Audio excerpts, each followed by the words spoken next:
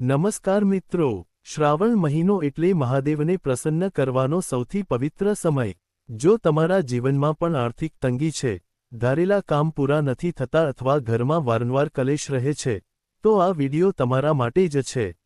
આજે હું તમને શિવપુરાણમાં વર્ણવેલા 3 એવા અચૂક અને ચમત્કારી ઉપાયો સ્ટેપ બાય સ્ટેપ જણાવવા જઈ રહ્યો છું, જે તમારી દરેક મોટી મનોકામના માત્ર થોડા જ દિવસોમાં પૂરી કરી શકે છે।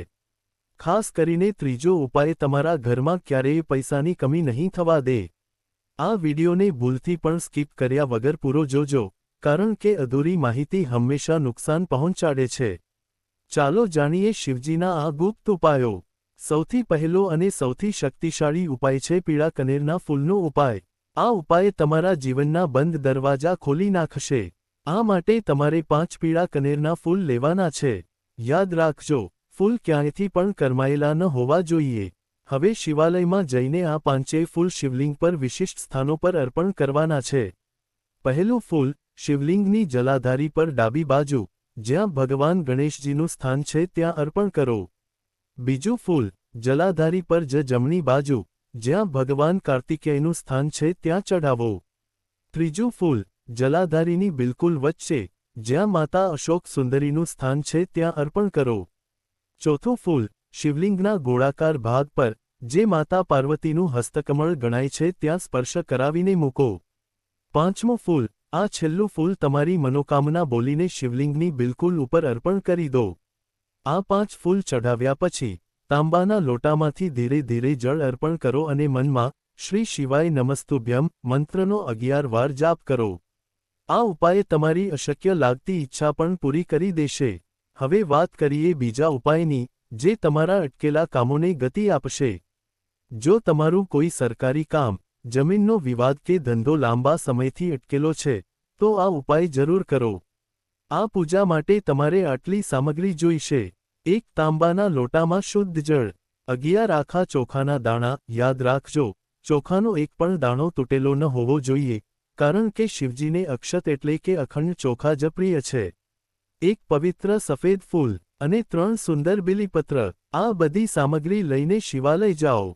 શિવલિંગ પર સૌથી પહેલા ચોખા, ત્યારબાદ સફેદ ફૂલ અને અંતે 3 બિલીપત્ર અર્પણ કરો।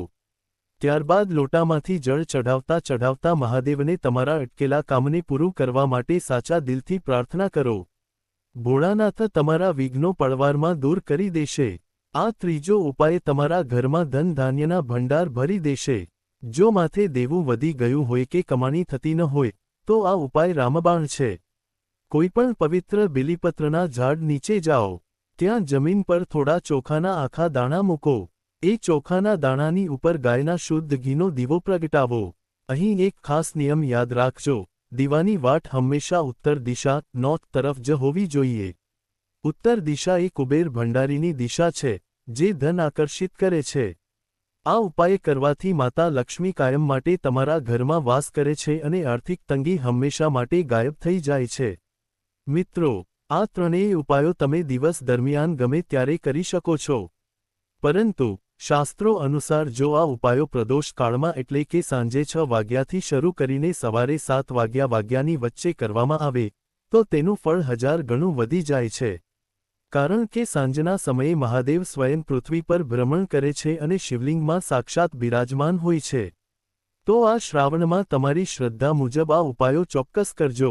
કમેન્ટ બોક્સમાં હર હર મહાદેવ કે શ્રી શિવાય નમસ્તુભ્યમ લવાનું ચૂકતા નહીં।